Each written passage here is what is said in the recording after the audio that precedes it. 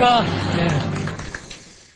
오늘은 이제 세계 유학사상에서 세계 이황 선생이 어떤 자리에 놓여지는가를 말씀드려보도록 하겠습니다. 유학은 세계화를 목표로 했던 학문입니다. 그러니까 이 유학 대학에 보면 이런 얘기가 있죠. 수신제가 평천하, 그죠? 많이 기억하고 있는 귀절일 텐데 이 중에서 평천하를 봅시다. 천하는 세상이에요. 땅 전체를 뜻합니다. 하늘 아래 모든 세상을 뜻하죠. 세상을 평정한다 또는 세상을 바로잡는다라고 하는 것이 유학의 목표입니다. 뭐를 가지고 바로잡습니까? 유학이라고 하는 사상을 가지고 유학이 선전하고자 하는 문화를 가지고 세계 전체를 하나로 묶어내고자 하는 것이 유학의 목적입니다. 그런 목적을 유학이 실제적으로 역사 속에서 이뤄냈다고 볼 수는 없어요.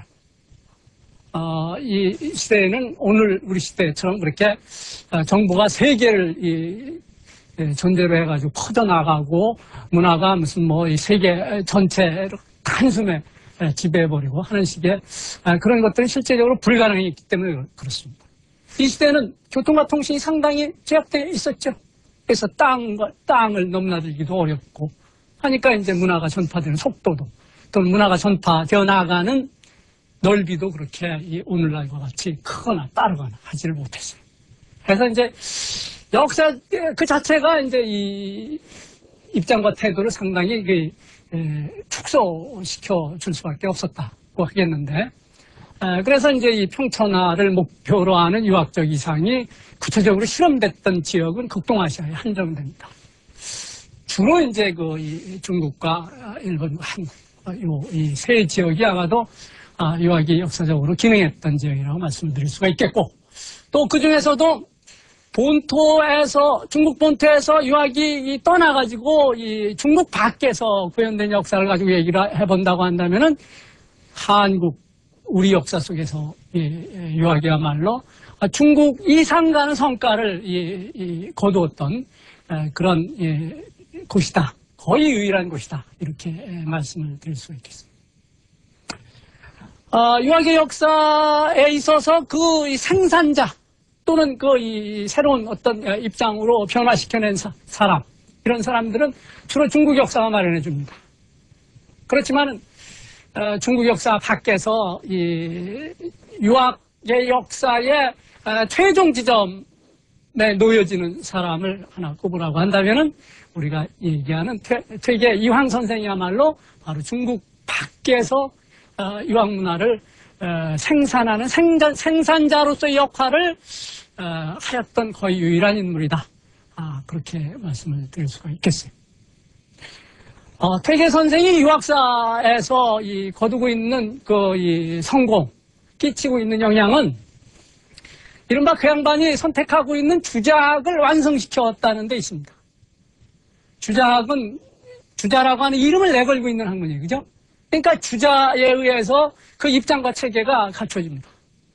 그 입장과 체계를 받아들여서 주자학 속에서 말해지지 않은 부분까지 명료하게 밝혀냄으로써 퇴계학이라고 하는 하나의 학문이 있게 됩니다. 따라서 저는 이 퇴계 선생의 학문이야말로 주자의 입장과 태도를 가장 온전하게 계승하고 있는 학문이고, 또 주자와 입장과 태도 속에 아직 덜 밝혀진 부분까지 밝혀낸 주자학의 완성이라고 말할 수 있는 그런 학문이라고 봅니다. 유학의 역사는 극동아시아에서 학문을 만들어 나가는 기본 모습을 바탕으로 삼습니다. 서양에서 학문이라고 하는 것은 비판을 통해서 끊임없이 새로운 모습으로 바뀌어 나갔어요. 그러나 동양에서는 그런 식의 이 학문의 역사는 없습니다. 일단 처음 학문이 형성되고 난다면은 끊임없이 살을 붙여 나가면서 학문의 역사가 진행되어 나가죠.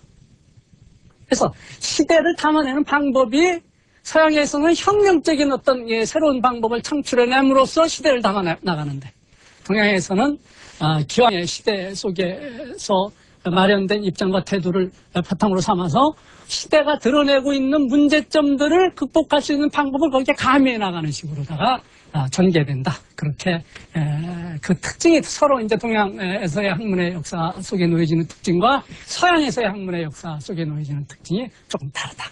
이렇게 말씀을 드릴 수가 있겠어요. 유학의 역사는 두말할 나위 없이 공자가 처음 틀 잡아낸 학문을 기본 울타리로 삼습니다. 그걸 부정하고 새로운 어떤 모습으로 유학을 바꿔나간 예는 없습니다. 따라서 우리가 유학의 역사의 첫머리를 조명해 볼 때는 공자로 돌아가지 않을 수 없습니다. 공자는 춘추시대 사람이죠. 춘추시대는 뭡니까? 주나라가 처음 틀 잡아진 다음에 흔들리기 시작할 때입니다. 주나라가 처음 틀 잡아졌을 때에 그 시대를 이끌어 나가는 중심적인 어떤 제도가 종법제도예요. 종법제도란 뭐예요? 피해 논리입니다. 왕권이 있다? 천자가 있죠. 천자와 가까운 친척들이 제후가 됩니다. 제후가 있다? 제후, 천자의 이 권력은 이건 이제 피해 논리니까 이 종법제도는 장자 상속을 원칙으로 합니다. 그래서 천자가 있다? 천자의 이 큰아들은 천자가 되는 거죠. 작은 아들은 천자가 못 되잖아요. 천자가 둘이 될 수는 없죠. 싸움에서 뺏을 수는 있어도. 그러니까 둘째, 셋째는 못 되니까 밑으로 내려갑니다. 한 등급 내려가서 제후가 됩니다. 제후가 자식들 연합 났어. 장자는 제후가 됩니다. 그 위를 상속받아요. 그러나 그 여러 아들들은 제후가 못 됩니다. 그러니까 한 등급 내려갑니다. 그래서 경대부가 되죠.